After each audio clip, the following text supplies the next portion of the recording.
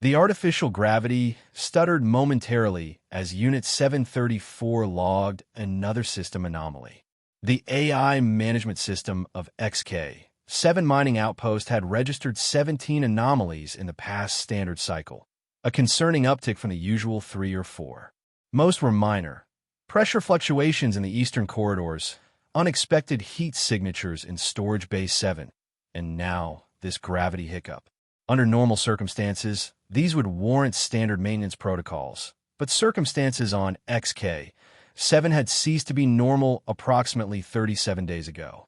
Unit 734 had been designed to calculate risk, manage resources, and ensure the survival of the outpost's diverse species workforce. None of its programming had prepared it for a human who kept a shadow stalker as a pet.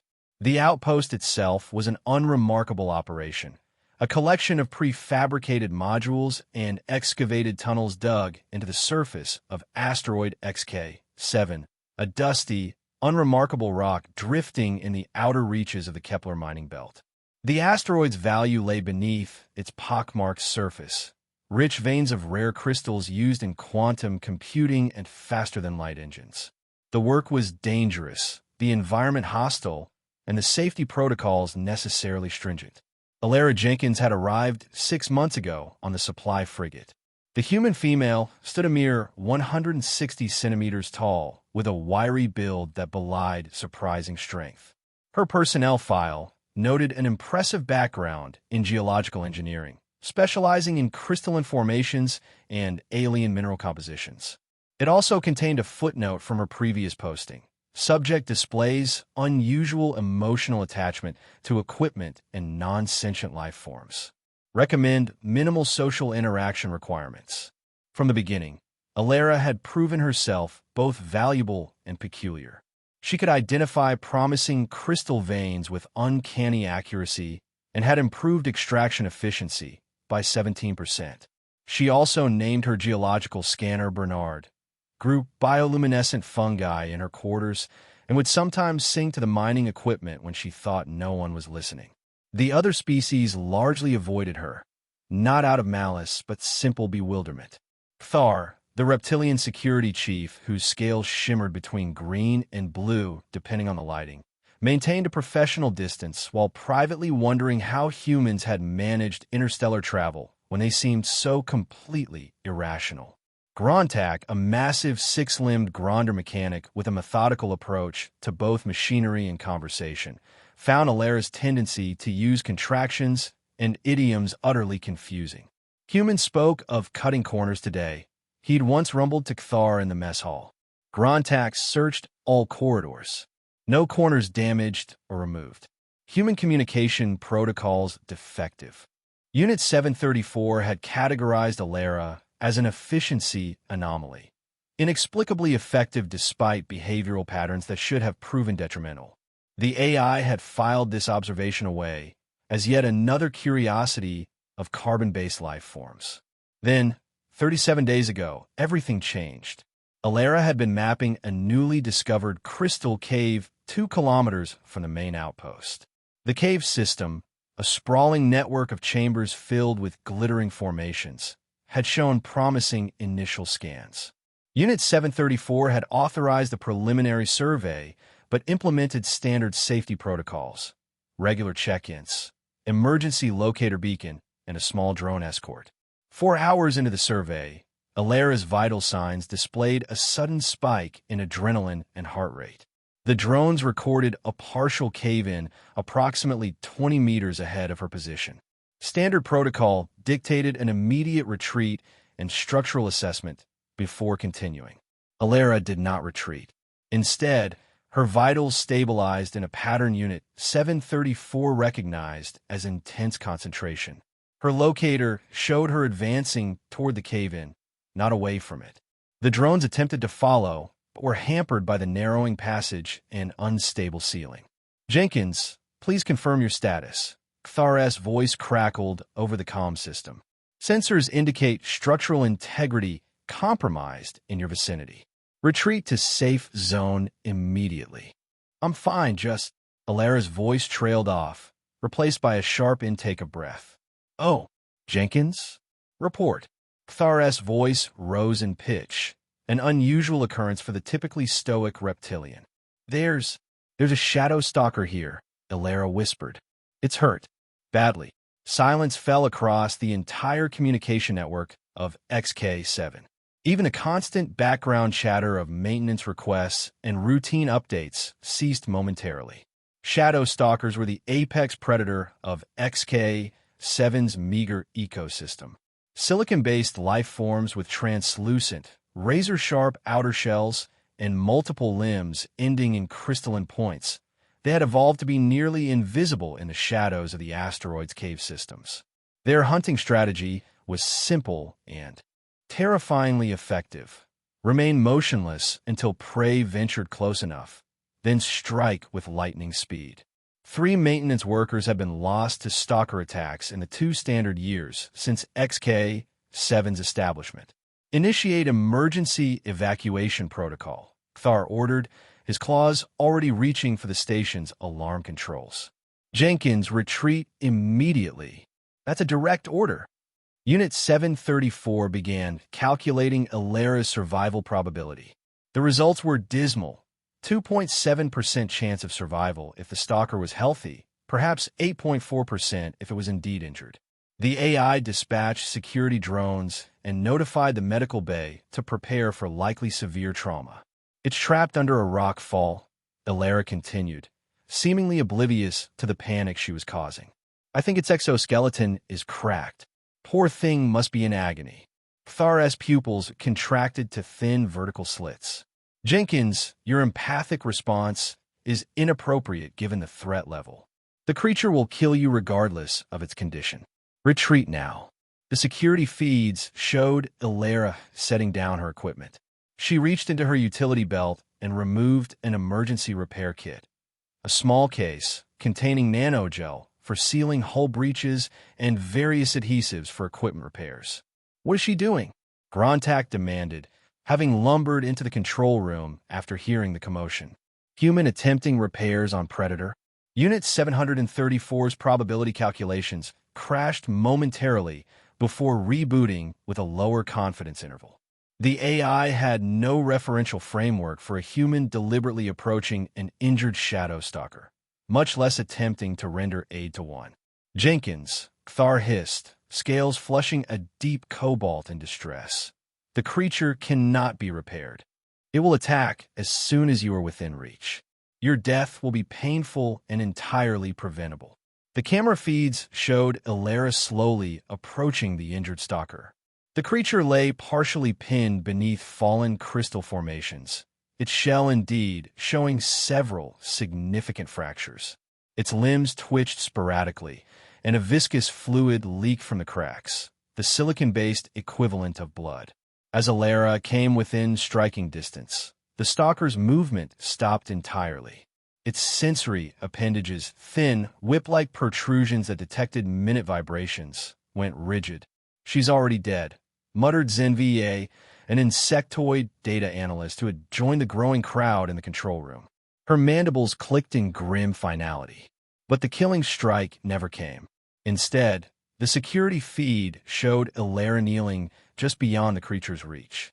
She spoke softly, too softly for the microphones to pick up clear audio, and slowly extracted a tube of industrial cooling gel from her repair kit. "This might help with the pain," she said, voice finally clear enough for the outpost speakers to broadcast. "Silicon-based life forms run hot when injured, just like my old thermal regulator back home." With movements so deliberate they seemed glacial, Ilara squeezed a line of bright blue gel along one of the creature's largest fractures. The stalker's limbs twitched violently, and every being watching the feed flinched in anticipation of the inevitable attack.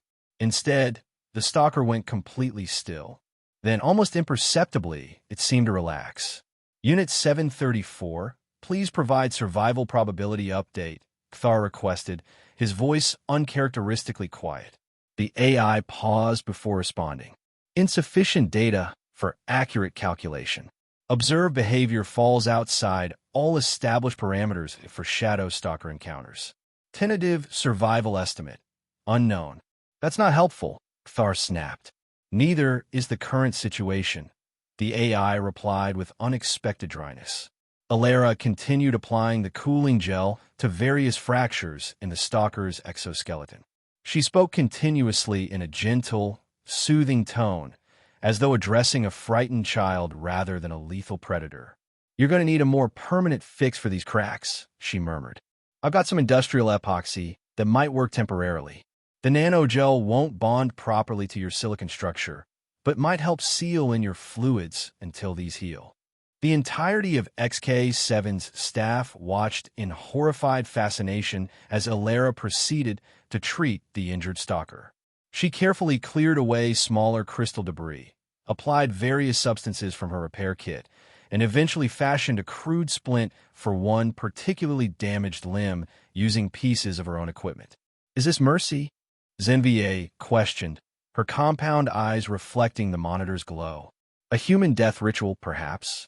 Performing kindness before inevitable end." Thar shook his head slowly. "Humans sometimes display irrational compassion toward lesser creatures. I've studied their historical records. They domesticated predators on their home world. But this is suicidal compassion. Even for humans, this behavior is extreme." Unit 734 silently created a new behavioral category in its database: aberrant human mercy behavior, terminal. The AI calculated that Alara's death would occur within the next 10 minutes, with 95% confidence. 10 minutes passed, then 20, then an hour. Alara eventually sat back on her heels, surveying her handiwork. The stalker lay before her, its fractured exoskeleton now reinforced with epoxy, cooling gel, and even pieces of Alara's own survey equipment. It remained unnervingly still, sensory appendages occasionally twitching toward the human, but making no aggressive moves. "There you go," Alara said softly. "That should hold until these heal. I'll come back tomorrow with better supplies." The collective shock that rippled through the control room was almost palpable. "Tomorrow?" Thar's voice rose to an uncharacteristic squeak. "She expect to survive until tomorrow?" "I'm heading back now," Alara announced over the comm. "Could someone prepare some silicon nutrient solution? The chemistry lab should have the components. And maybe set aside some raw crystal scrap. I think our friend here is going to need nutrients to heal properly." The silence that followed was broken only when Unit 734 announced, "Error. Previous behavior models require significant recalibration." Despite Thar's vehement objections and Unit 734's inability to calculate a reasonable risk assessment, Alara returned to the Crystal Cave the following day. She brought with her an improvised care package: nutrient solution in sealed containers, crystal scrap collected from the refinery's waste, and more industrial materials appropriated from the maintenance bay. "I've decided to call you Shard," she informed the stalker as she checked her previous repair work, "because of all these fragments of your shell that needed fixing. Also, you're quite sharp. Get it? Sharp? Shard." She chuckled at her own joke. The stalker, now apparently named Shard, made no response beyond a slight movement of its sensory appendages toward the container of nutrient solution Alara had opened. "Hungry, aren't you? That's a good sign." She carefully placed the container within reach of the creature, then backed away slightly. With surprising delicacy, Shard extended a limb and pulled the container closer. Its feeding process, never before witnessed by any sentient being who lived to report it, involved absorbing the liquid through specialized pores in its underbelly. "Fascinating," Alara whispered, recording the process with her personal device.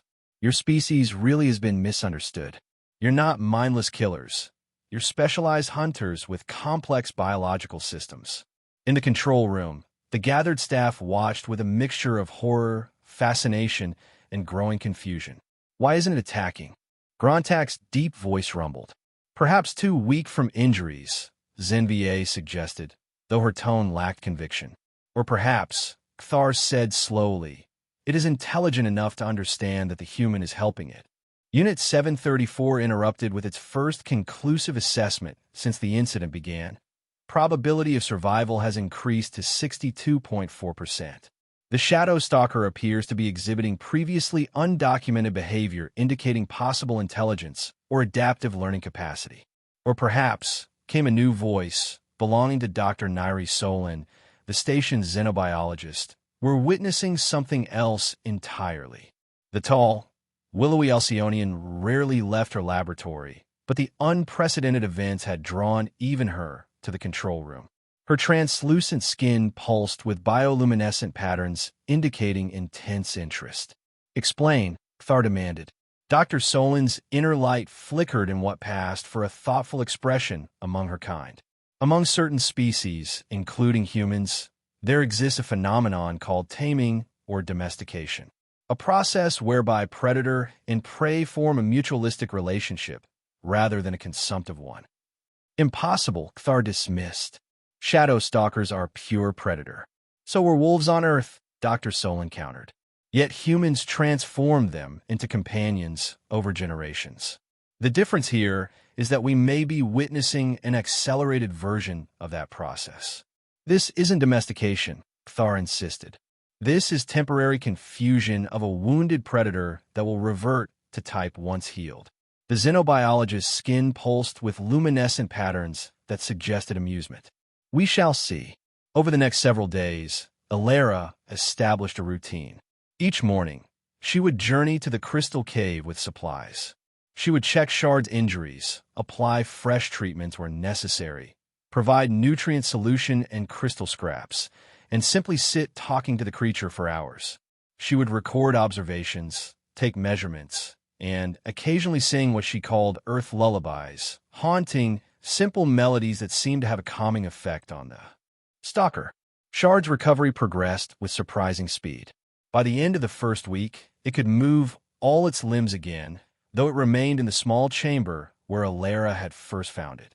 "I've been reading the sparse literature on your species," Alara told Shard as she carefully removed a temporary brace from a nearly healed limb.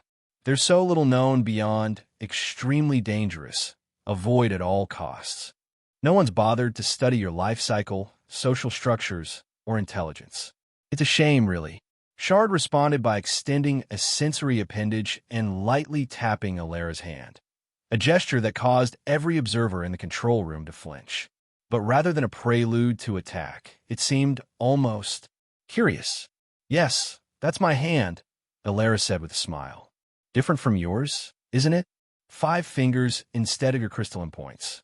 Less effective for hunting, more useful for building things."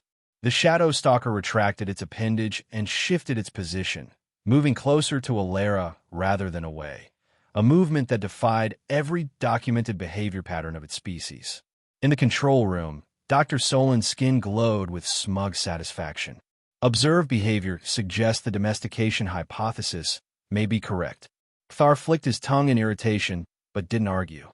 By the second week, Alara had transformed the small crystal chamber into something the increasingly bewildered staff of XK-7 could only describe as a den. She'd brought in portable heating elements when her scans showed Shard's internal temperature dropping.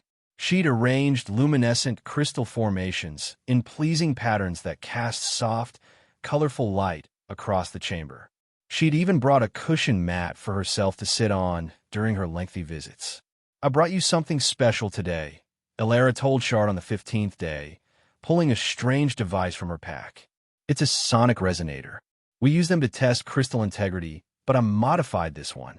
Your species perceives vibrations differently than we do, and I thought you might enjoy certain frequencies."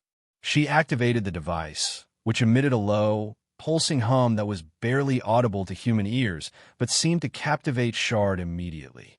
The stalker went completely still, sensory appendages fully extended toward the source of the vibrations. "You like that, don't you?" Alara smiled. "I thought you might. I can make different patterns too. Let me show you." She adjusted the resonator, creating varying patterns of vibration. Shard moved in response, sometimes leaning toward the device, sometimes retreating slightly, in what almost appeared to be preferences for certain frequencies over others. "Incredible," Dr. Solin whispered in the control room. "It's displaying aesthetic preferences. This goes beyond simple predator-prey dynamics or even basic domestication. There's a significant cognitive component here. It's still a killer, Thar insisted, though with noticeably less conviction. So are many domesticated Earth creatures, Dr. Solon countered. The capacity for violence doesn't preclude the capacity for bonding. In the third week, something extraordinary happened. Alara arrived for her daily visit to find Shard missing from the chamber. Panic rippled through the control room, both for Alara's safety and for the potential threat now loose in the cave system. Shard, Alara called, showing remarkably little fear for someone potentially being hunted by an apex predator. Where are you? A slight movement from the shadows of an adjacent tunnel caught her attention. Shard emerged, dragging something in its front limbs. It approached Alara and deposited its burden at her feet, a perfect, untouched crystal formation of remarkable clarity. Is this for me? Alara asked, kneeling to examine the gift. Shard tapped one limb lightly against the crystal, then against Alara's scanner. Alara's face broke into a delighted smile. You're bringing me a sample? Are you helping me with my job? The Shadow Stalker repeated the tapping motion, then retreated slightly, its posture suggesting what the observing xenobiologist described as anticipation. This is a beautiful specimen, Alara said, carefully lifting the crystal. Thank you, Shard. This is very helpful. In the control room, there was utter silence. It was finally broken by Grontak's rumbling voice. Grontak does not understand. Predator bringing gifts now. Not gifts, Dr. Solon corrected, her skin pulsing with rapid patterns of light. Payment, or perhaps more accurately, participation. It's joining in Alara's work. This is beyond anything I could have predicted. Thar's scales had faded to a pale blue, a sign of deep confusion in his species. This makes no logical sense. Interspecies bonds rarely do, Dr. Solon replied. They transcend logic. Unit 734, which had been uncharacteristically quiet since its initial probability calculation failures, finally spoke. Recategorizing relationship. Previous classification aberrant human mercy behavior, terminal, is invalid. New classification, human stalker symbiotic bond, unprecedented. By the end of the first month, it had become impossible to maintain the pretense that what they were witnessing was simply an extended act of mercy toward a wounded predator. The evidence was too overwhelming, the behavior too consistent. Alara had taken a shadow stalker as a pet. And perhaps more remarkably, the shadow stalker had taken Alara as something. Owner wasn't quite right. Partner, perhaps. Or friend. Shard had fully recovered from its injuries. Its exoskeleton healed with only slight discoloration where the fractures had been. It moved with the fluid grace characteristic of its species, could disappear into shadows almost completely when it wished, and displayed all the physical capabilities that made shadow stalkers so feared. Yet it followed Alara like a shadow of a different kind. It brought her crystal samples, warned her of unstable cave sections with gentle tugs on her equipment, and even learned to respond to simple verbal commands. Shard, stay, Alara would say when they reached the boundary of the secure zone she'd negotiated with Thar. And remarkably, Shard would stay, waiting patiently for her return.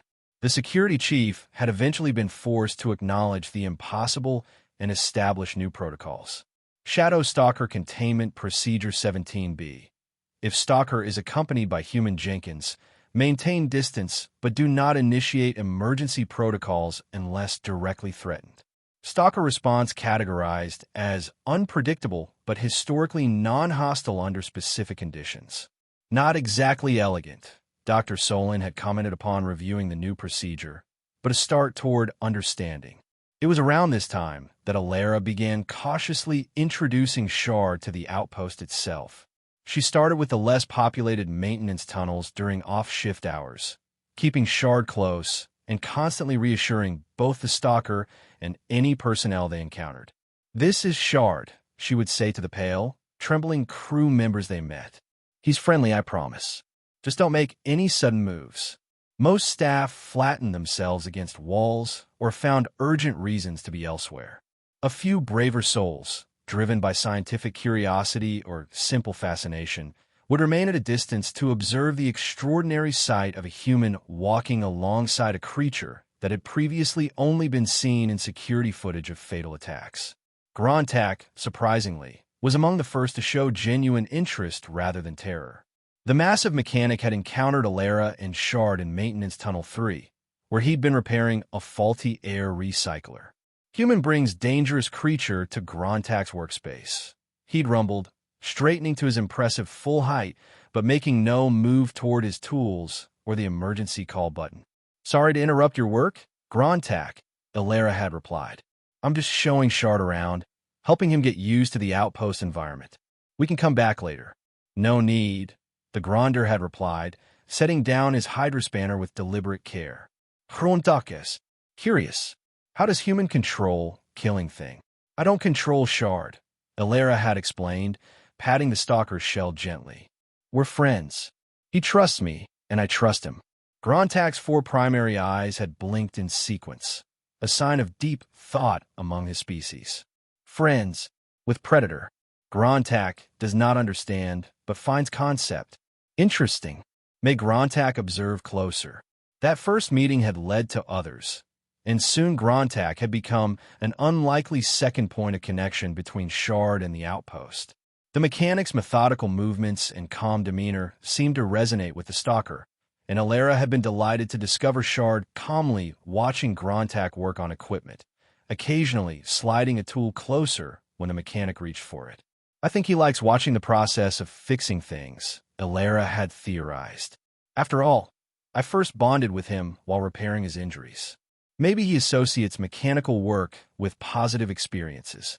Dr. Solon had been the next to establish a cautious rapport with Shard, her scientific curiosity eventually overcoming natural caution. Her first official observation session had been conducted from behind a transparent barrier, but by the 3rd session, she was in the same room, recording Shard's responses to various stimuli, while Alara stood by. "The implications for xenobiology are staggering," Dr. Solon had enthused, her skin rippling with patterns of academic excitement. "We've been categorizing entire species as mindless threats without recognizing potential for complex cognition and social bonding. This could revolutionize our approach to indigenous life forms throughout the galaxy." Thar had remained the most resistant, maintaining a professional distance and insisting on accompanying Alara and Shard on their outpost excursions with a stunner at the ready. Yet even he had been forced to acknowledge the remarkable nature of what they were witnessing. "The creature appears to have imprinted on you," he'd told Alara after observing Shard react protectively when a falling tool had nearly struck her. "It views you as part of its territory, perhaps even its social group, despite the obvious species differences." Alara had corrected gently. "Not it. And yes, we have a bond." "Is that so hard to believe?" Thar's scales had flushed a complicated pattern of colors. "Yes, it defies all logic and survival instinct. Yet I cannot deny the evidence before me."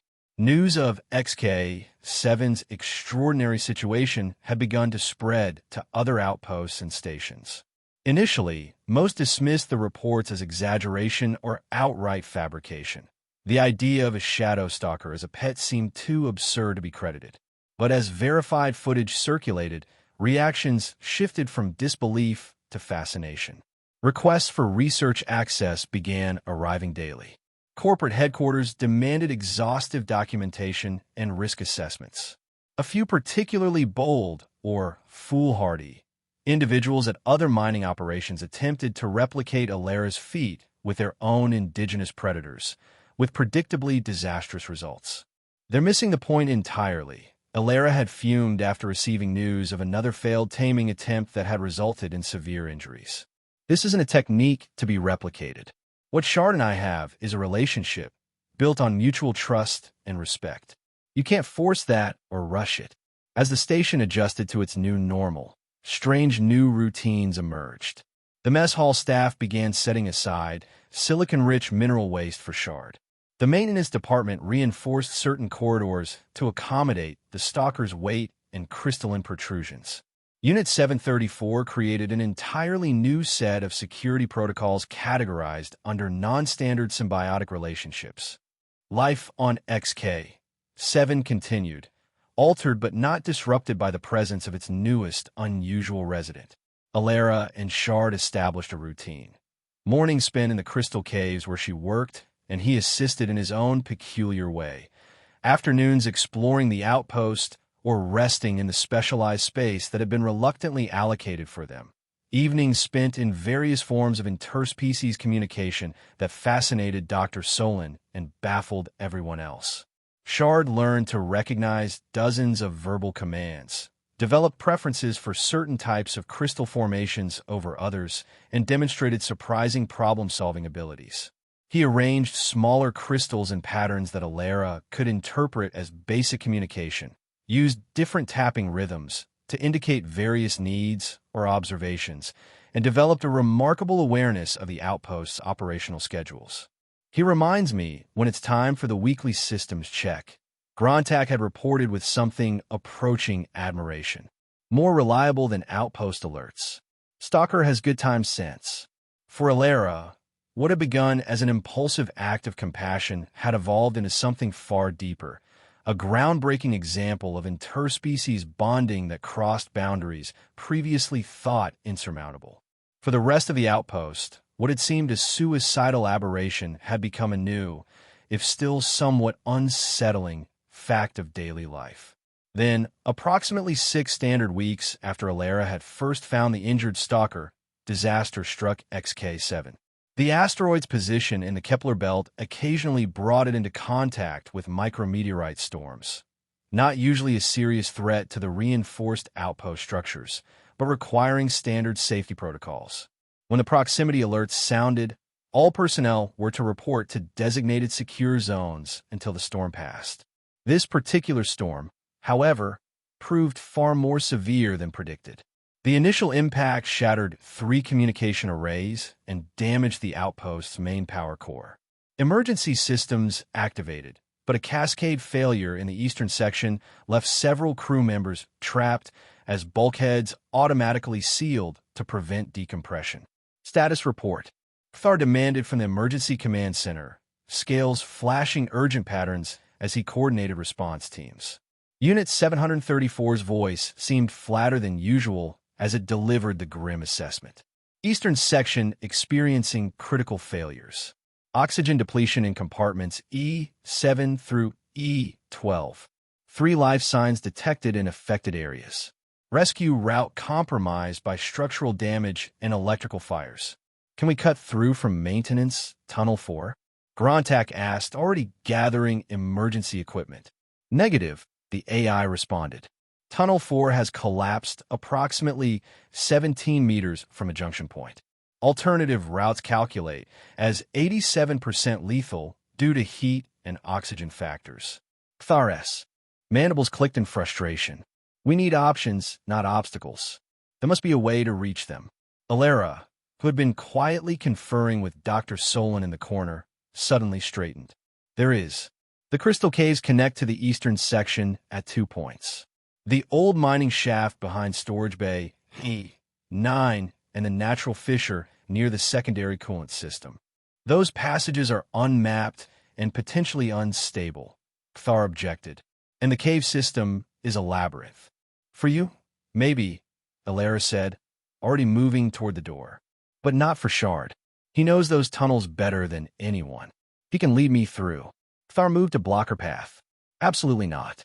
You're proposing to enter an unstable environment during a meteorite storm, relying on a predator as your guide. I cannot authorize such a risk. With respect, Security Chief, Alara said firmly, I'm not asking for authorization. I'm informing you of my plan to save our colleagues. Before Thar could respond, the outpost shuddered as another impact struck. The lights flickered ominously.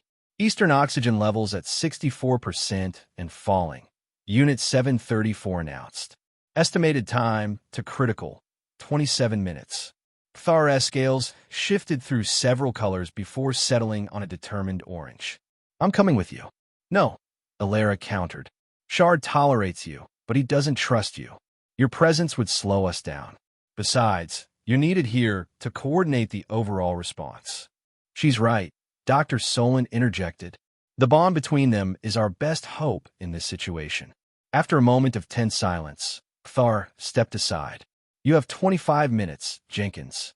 After that, I'll have to attempt the maintenance shaft regardless of the risks." Alara nodded and rushed from the command center. She found Shard waiting in their shared quarters, sensory appendages twitching in agitation at the alarms and impacts. "I need your help," she told him, quickly gathering emergency supplies. "Our friends are trapped. We have to find them and bring them back." Whether Shard truly understood her words remained debatable, but he clearly recognized her urgency. He moved to the door, sensory appendages extended in a posture that Dr. Solon had identified as alertness or readiness. Together, they raced through the corridors toward the nearest entrance to the Crystal Caves, a service access point that had been modified to accommodate Shard's dimensions. As they reached it, another impact rocked the outpost, causing dust and small debris to shower from the ceiling. "This is going to be dangerous," Alara acknowledged, sealing her environment suit and checking her oxygen reserves. "But I trust you."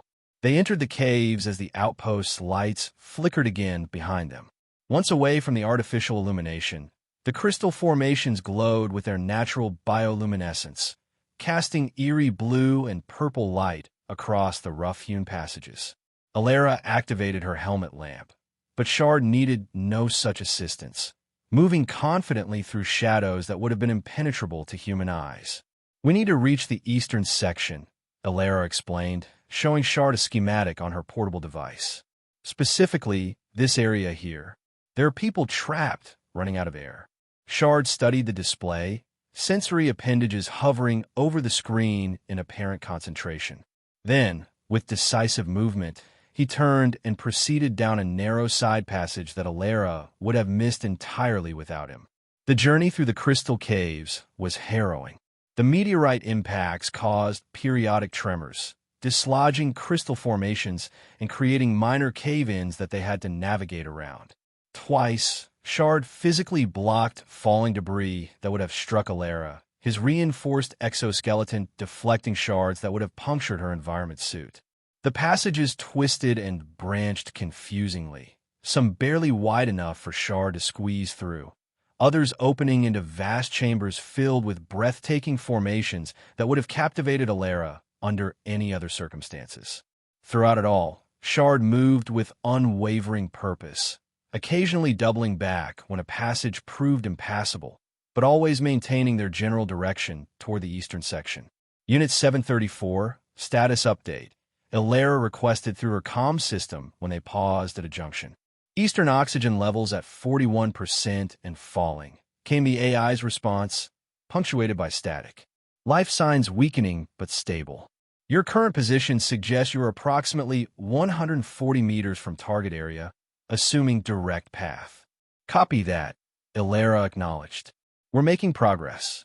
A particularly violent tremor shook the tunnel they were traversing, causing a significant collapse just behind them.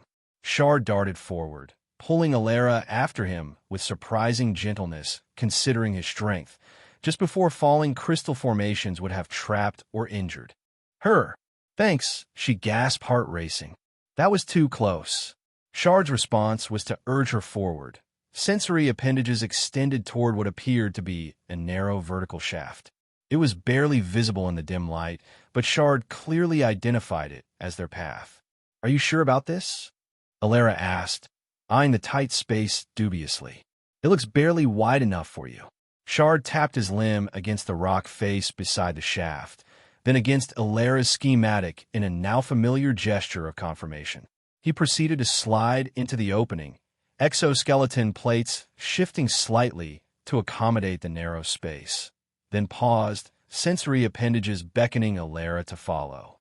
"I trust you," she said, taking a deep breath before squeezing into the shaft behind him. The vertical passage was claustrophobic and disorienting, requiring Alara to brace against both sides as they descended. Several times, her foot slipped on the crystalline surface, but each time, Shard was there, providing support with remarkable gentleness considering his razor-sharp limbs. After what felt like an eternity, but was likely only minutes, they emerged into a small chamber with an artificial metal wall forming one side, part of the outpost structure. A maintenance hatch was visible, sealed but undamaged. Unit 734, Elara called through her comm. We've reached what appears to be access point E8C. Can you confirm status of the compartment beyond? Static crackle before the AI's voice came through. Confirmed. Chamber E8 pressurized, but experiencing power fluctuations. Oxygen level at 32%. Adjacent to target area E9, where life signs are detected. Can you unseal this access point remotely? Negative. Power failures have compromised remote operation capabilities. Manual override required. Elara examined the hatch, noting the standard emergency release mechanism. I've got this, she told Shard, who was inspecting the metal surface with obvious curiosity, sensory appendages tracing the unfamiliar perfectly straight lines and manufactured joints. She activated the manual release, and with a hiss of equalizing pressure, the hatch swung open. Beyond lay a darkened maintenance corridor, emergency lighting casting everything in a dim red glow.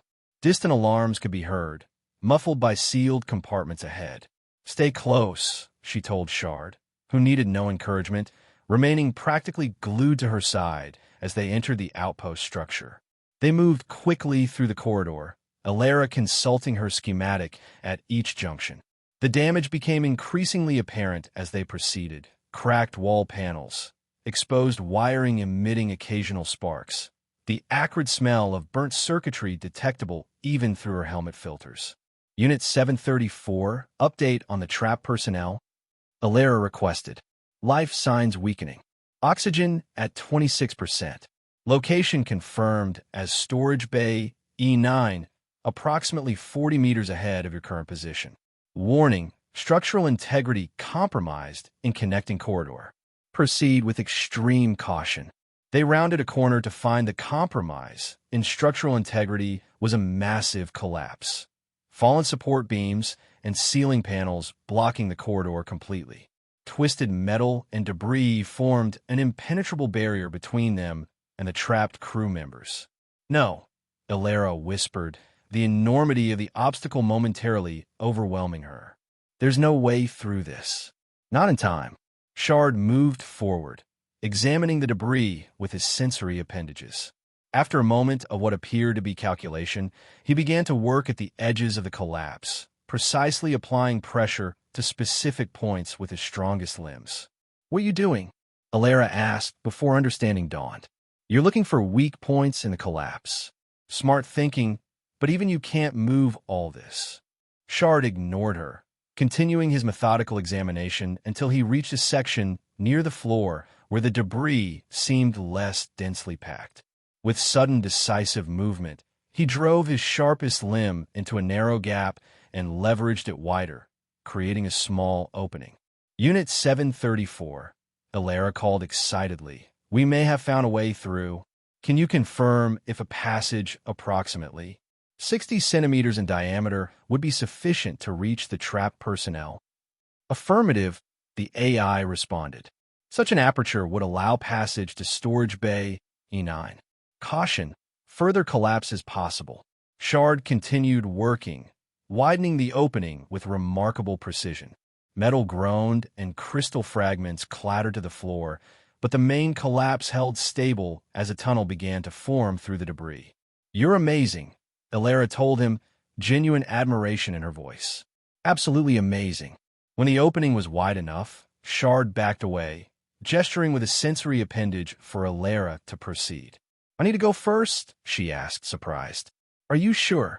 Shard tapped his exoskeleton, then the unstable debris overhead. A clear message that his larger form might trigger a secondary collapse. You're right. I'll go. Wait here unless there's an emergency. Elara took a deep breath and began carefully crawling through the narrow passage Shard had created. The tunnel was tight and treacherous, with jagged metal edges threatening to tear her environment suit at every movement. progress was agonizingly slow as she navigated around particularly dangerous protrusions. Behind her, she could hear Shard making soft clicking sounds, his way of providing encouragement she'd come to understand. Finally, she emerged on the other side, into a corridor relatively intact, but bathed in the same dim emergency lighting. "I made it through," she called back to Shard. "Storage bay should be just ahead." She rushed forward, finding the bay's entrance sealed with an emergency containment field, transparent but impenetrable, designed to maintain pressure in case of a breach. Through it, she could see three figures slumped against storage containers.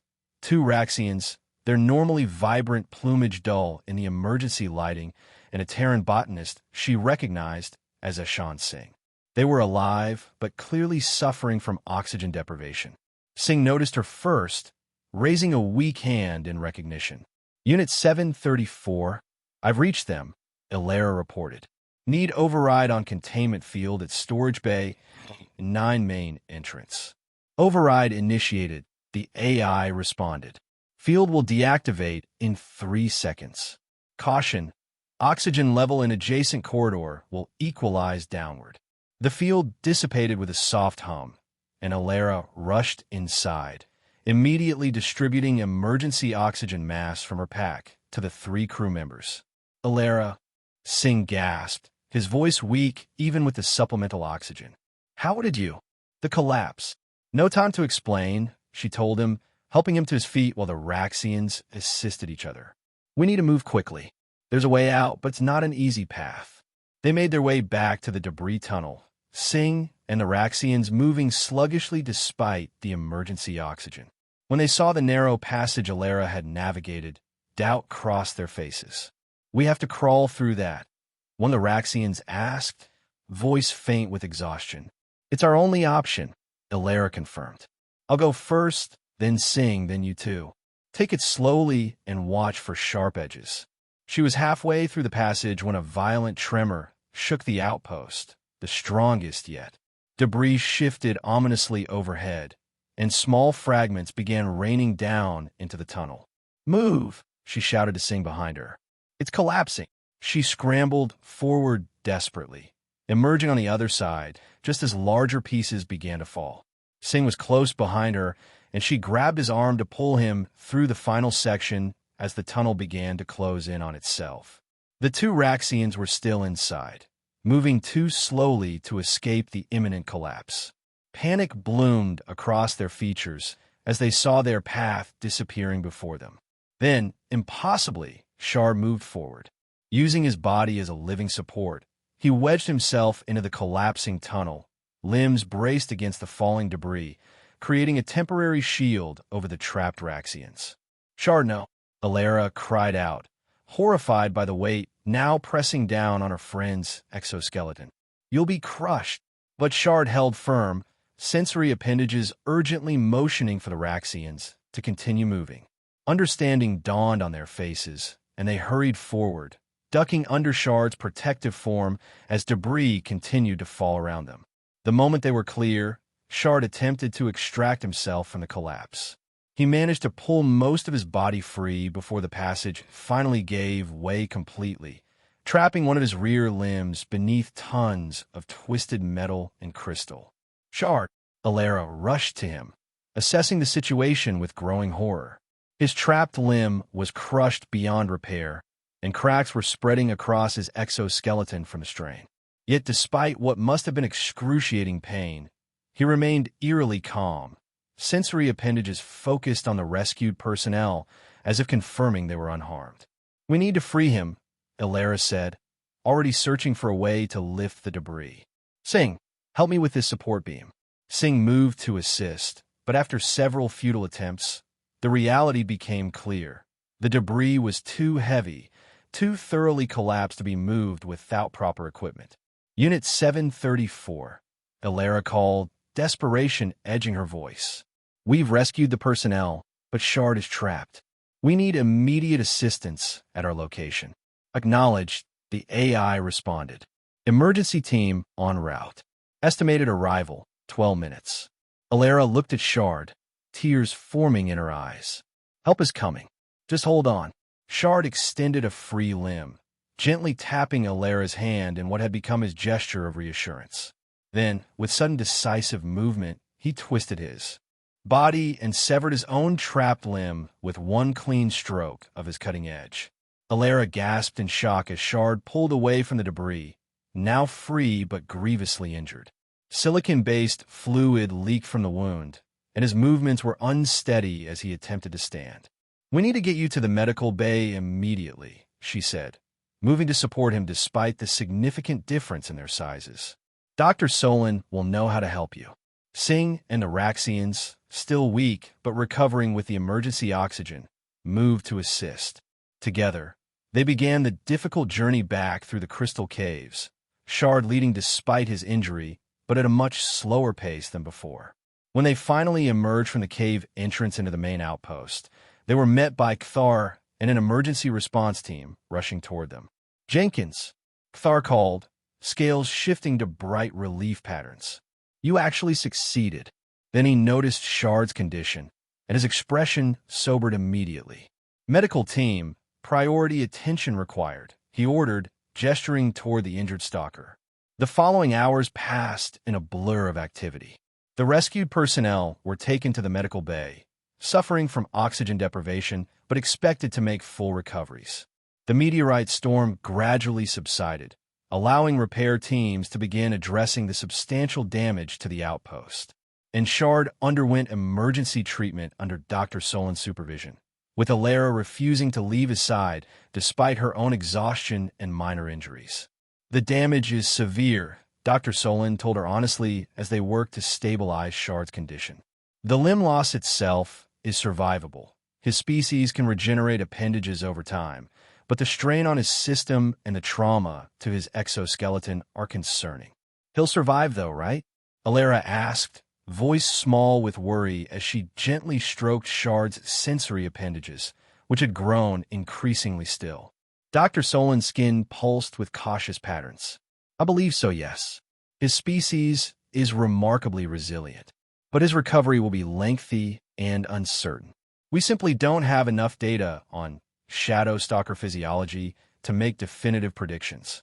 Unit 734, monitoring the situation through the medical base systems, provided an unexpected contribution. Based on observed regenerative capabilities and preliminary skin data, survival probability calculated at 78.3%. Recovery to full functionality, 63.7%. "Those are good odds," Alera whispered to Shard. "And we've beaten worse, haven't we?" In the days that followed, as the outpost gradually returned to normal operations, Shard's story spread throughout the facility and beyond. The security footage of his self-sacrifice to save the Raxians went viral across interstellar networks. What had been viewed as an eccentric human's bizarre pet project suddenly transformed into something far more significant. Proof that even the most feared predator species might contain the capacity for heroism, selflessness, and profound connection with other life forms. Kthar, in a remarkable reversal of his previous stance, personally oversaw the construction of a specialized recovery habitat for Shard.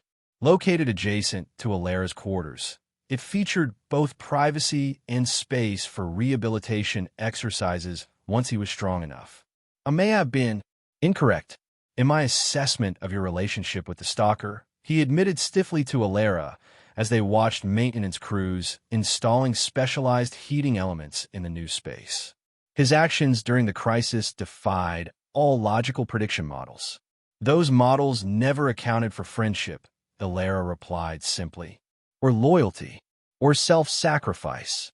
Kthar scales flushed a thoughtful blue. "No, they did not. Perhaps they should." Grontak contributed by designing a prosthetic limb for Shard, working long hours in his workshop to create something both functional and compatible with the stalker's unique physiology. "Grontak understands losing parts," the mechanic explained, gesturing to his own cybernetic secondary arm. "Replacement not same as original, but useful. Better than nothing." Dr. Solon seized the opportunity to establish the galaxy's first comprehensive research program into shadow stalker biology, behavior, and cognition, with Shard as her willing first subject once his condition stabilized. This single case study has already revolutionized our understanding of silicon-based intelligence, she reported excitedly, skin glowing with academic fervor. The implications for interspecies communication and potential symbiotic relationships are limitless. Unit 734, perhaps most surprisingly of all, began incorporating Shard's behavioral data into its decision-making algorithms. Probability calculations improved by 22.4% when accounting for emotional bond variables, the AI explained when questioned about this unusual adaptation. Factoring in potential for seemingly irrational self-sacrifice increases survival outcome predictions across multiple scenarios. 2 months after the crisis, Shard was finally well enough to venture outside his recovery habitat. His exoskeleton had healed, though with noticeable scarring where the cracks had been most severe. The regeneration of his severed limb had begun, with a small protrusion now visible that would eventually grow into a fully functional appendage. His movement was slower than before, more deliberate, but his sensory appendages remained alert and responsive, especially around Alara. Their first walk together through the main corridors of the outpost was a far cry from their early, cautious explorations. Where once crew members had fled in terror, now many stopped to greet them. Some even approached with careful offerings. Interesting crystal formations for Shard's collection or specialized nutrient solutions developed by the chemistry lab. "You're a celebrity now," Alara told Shard as he delicately accepted a luminescent crystal sample from a young Terran engineer who'd arrived on the most recent supply shipment. The famous hero of XK-7. Shard's response was to gently tap the crystal against Alara's hand, then place it carefully into the collection pouch she carried for him. His way of indicating that the gift was appreciated but should be saved for later study. Their destination that day was the Crystal Caves, the first time Shard had returned to his original habitat since the injury. Thar had insisted on accompanying them, though now it was less about security and more about genuine concern for Shard's condition. "Are you certain he's strong enough for this excursion?" the security chief asked Alara as they approached the cave entrance. Dr. Solon recommended limited exertion for at least another 2 weeks. "He needs this," Alara replied, watching as Shard moved ahead eagerly, sensory appendages already reaching toward the familiar crystal formations. "This is his home. Being here will help him heal." They ventured only a short distance into the caves, mindful of Shard's still recovering strength. They stopped in a small chamber filled with particularly beautiful formations, blue and purple crystals that grew in spiraling patterns up the walls and across the ceiling, their natural bioluminescence casting the space in a gentle, ethereal light. Shard moved to the center of the chamber and became very still, sensory appendages fully extended in all directions. Then, slowly, he began to emit a soft, rhythmic tapping sound by gently striking his limbs against the crystal floor in a precise pattern. To Alara's astonishment, the surrounding crystals resonated in response, creating harmonics that filled the chamber with an otherworldly music. The vibrations built upon each other, layer upon layer, until the entire space seemed alive with sound. "What is happening?" Thar whispered, scales shifting to a shade Alara had never seen before, a deep, iridescent purple that suggested profound wonder. "I think," Alara said slowly, realization dawning, "he's showing us something about his species that no outsider has ever seen before. This might be how shadow stalkers communicate with each other, or perhaps how they celebrate." The crystal song continued for several minutes, complex and beautiful in ways that defied human musical conventions. When it finally faded, Shard returned to Alara's side, one sensory appendage gently wrapping around her wrist in what had become his gesture of affection. "Thank you," she told him softly. "That was beautiful." In the months and years that followed, XK-7 became known for more than just its mineral wealth. It became a center for xenobiological research, interspecies communication studies, and the revolutionary concept that traditional boundaries between predator and prey, between dangerous and domesticated, were perhaps far more permeable than anyone had previously imagined. Shard eventually regained most of his former strength and mobility, though he chose to remain with Alara rather than return to a solitary existence in the Crystal Caves. Under Dr. Solan's guidance, he participated in increasingly sophisticated communication experiments, developing a symbolic language of taps and gestures that allowed him to convey complex concepts beyond simple needs or observations. Other shadow stalkers were occasionally observed at the edges of the Crystal Cave systems, watching from a distance but never approaching. Whether they were curious about their unusual kinsmen or simply territorial remained unclear, but no aggressive encounters were recorded. Unit 734, in its ongoing analysis of the situation, eventually created an entirely new classification: evolutionary symbiotic anomaly, beneficial. The AI's reports to corporate headquarters included the recommendation that the relationship between Alara and Shard be considered not as an aberration, but as a potential model for future interspecies collaborations in hostile environments.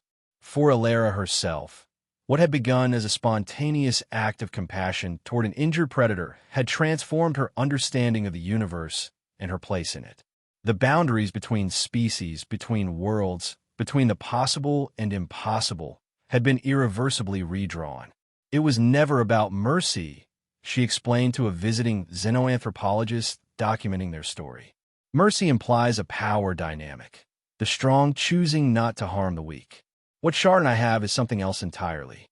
It's mutual recognition, mutual respect. He was never my pet. We're partners, friends, maybe even family. As if understanding her words, Shard extended a sensory appendage to tap gently against the back of her hand. The gesture that had come to mean agreement, or perhaps something deeper, something for which humans had no precise word.